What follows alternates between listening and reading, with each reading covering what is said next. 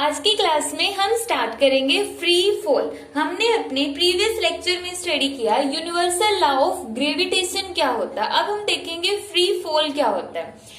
Free fall का meaning क्या होता है। जैसे फ्री का मतलब क्या होता है, बिल्कुल फ्री, जिसके ऊपर कोई फोर्स ना हो, फॉल नीचे की तरफ गिरना। तो फ्री फॉल क्या हो गया, when ever objects fall toward the earth, जब कोई भी ऑब्जेक्ट्स हो वो अर्थ की तरफ गिरते हैं under the gravitational force alone, सिर्फ और सिर्फ किसकी वजह से, जो ये अर्थ हो गई, ये यहाँ पे क्या है, अर्थ।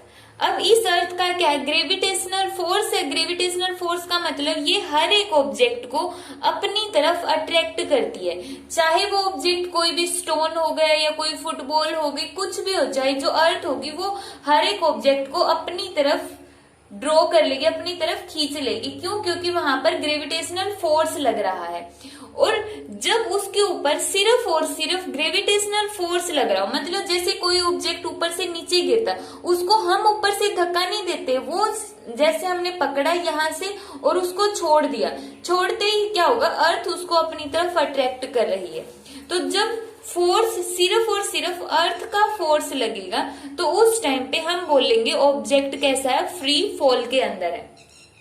अब हमें पता है कि जब कोई भी ऑब्जेक्ट अर्थ की तरफ फॉल होता है, जब कोई भी ऑब्जेक्ट है वो अर्थ की तरफ गिर रहा होता है, तो पहले तो उसकी स्पीड क्या होती है, धीरे धीरे होती है, धीरे धीरे नीचे गिर रहा होता है। जैसे जैसे वो अर्थ के नजदीक जाएगा उसकी स्पीड क्या हो जाएगी, बढ़ जाएगी। तो इसका मतलब जो ऑब्जेक्ट नीचे की तरफ गिर रहा है उस ऑब्जेक्ट की वेलोसिटी मींस उसकी जो स्पीड है उसके अंदर क्या आ रहा है, चेंज आ रहा है। वेलोसिटी के अंदर चेंज बोलो या स्पीड में चेंज बोलो।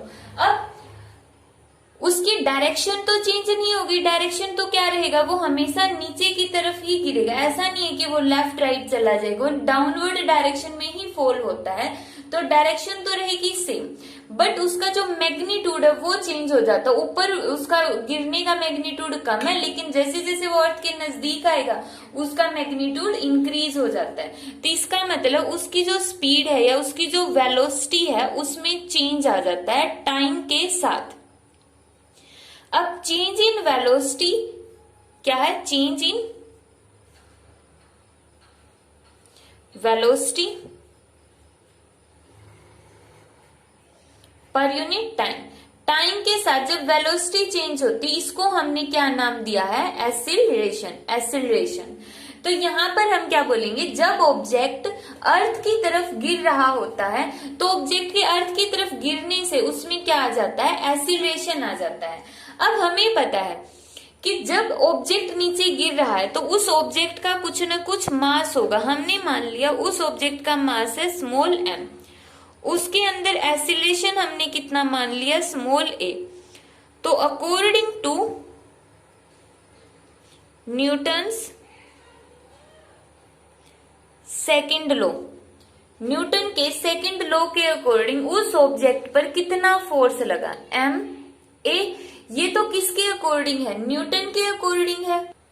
इसको हमने मान लिया इक्वेशन फर्स्ट। और according to gravitational, according to gravitational force, gravitational force के अकॉर्डिंग F किसके इक्वल होगा, G(m)m divide by r square. ये हो गई इक्वेशन 2। अब देखो ये भी फोर्स का फॉर्मूला है, ये भी फोर्स का फॉर्मूला है, दोनों को कंपेयर करेंगे तो यहाँ पे क्या आ गया, कंपेयरिंग 1 and 2। जब हमने दोनों को कंपेयर किया तो क्या आया, m a is equal to G(m)m divide by r square, m से m कैंसल। और यहाँ पे जो एक्सीलरेशन है वो कौन सा एक्सीलरेशन है, अर्थ का एक्सीलरेशन है, तो इस अर्थ के एक्सीलरेशन को हम रिप्रेजेंट कर देंगे g से। तो यहाँ पे जो ये एक्सीलरेशन है वो अर्थ का एक्सीलरेशन है, तो इसको हमने रिप्रेजेंट कर दिया g से। तो ये आ गया फ्री फॉल। अब g से रिप्रेजेंट क्यों किया, देखो जो ये a होता है, ये एक्सीलरेशन जिस फोर्स की वजह से आता है उस फोर्स को कोई भी या तो ह्यूमन अप्लाई करेगा या कोई भी मशीन अप्लाई करेगी। ह्यूमन का मतलब कोई भी living thing, living beings apply करेंगे, कोई भी एनिमल भी हो सकता है। ठीक है, तो जिस फोर्स को किसी भी ह्यूमन ने या किसी मशीन ने या कोई भी और एनिमल या बर्ड है, कुछ भी है, उन्होंने अप्लाई किया, तो उस फोर्स की वजह से जो एक्सीलरेशन आता है उसको तो हम रिप्रेजेंट करते हैं ए से।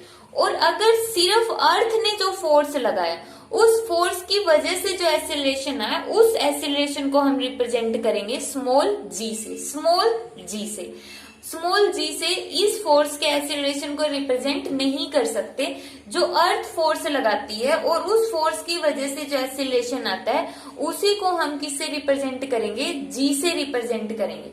चाहे यहां से शुरू से भी हम इसको जी से रिप्रेजेंट कर सकते हैं, शुरू से ही हमने यहाँ इसको जी मान लिया तो यहाँ पे भी क्या आ जाएगा, जी आ जाएगा। तो ये है फ्री फॉल क्या होता है। तो इसका मतलब जब ऑब्जेक्ट अर्थ की तरफ नीचे गिर रहा है तो उसमें जो चेंज इन वेलोसिटी आती है, चेंज इन वेलोसिटी मीन्स उसका एक्सीलरेशन होगा, उसका फॉर्मूला क्या हो गया, gm/r²। अब हम इसकी वैल्यू निकालेंगे कि gm/r² की वैल्यू क्या होती है। ग्रेविटेशनल कांस्टेंट की वैल्यू हम पढ़ चुके हैं, 6.67 into 10⁻⁻11। Mass of earth, mass of earth कितना होता है, 6 into 10⁻24 kilogram, divide by R. R क्या है, इस अर्थ की रेडियस है, और अर्थ की रेडियस को हम यहाँ पे जो रेडियस होगी अर्थ की वो कितनी होगी, 6400 किलोमीटर।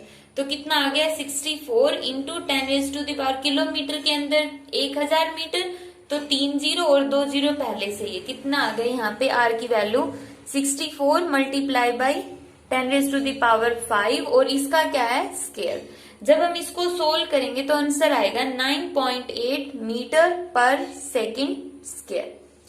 तो ये आ गई फ्री फॉल, मीन्स जी क्या है यहाँ पे, एक्सीलरेशन, जी है एक्सीलरेशन ड्यू टू ग्रेविटी।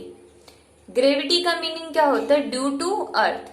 अर्थ ने जितना फोर्स ऑब्जेक्ट पर लगाया है उस फोर्स की वजह से जो ऑब्जेक्ट में एक्सीलरेशन आया उसको हमने रिप्रेजेंट कर दिया जी से, और जी की वैल्यू कितनी हो गई, 9.8 मीटर पर सेकेंड स्क्वायर। तो ये होता है फ्री फॉल। फ्री फॉल दोबारा से देखेंगे क्या होता है। फ्री फॉल का मतलब जब कोई भी ऑब्जेक्ट अर्थ की तरफ फॉल होता है, जब कोई भी ऑब्जेक्ट अर्थ की तरफ फॉल होता है, किस वजह से फॉल होगा, अर्थ के ग्रेविटेशनल फोर्स की वजह से। जो अर्थ का ग्रेविटेशनल फोर्स है वो ऑब्जेक्ट को अपनी तरफ खींच रहा है, और इसी को हम क्या बोलते हैं, फ्री फॉल बोलते हैं।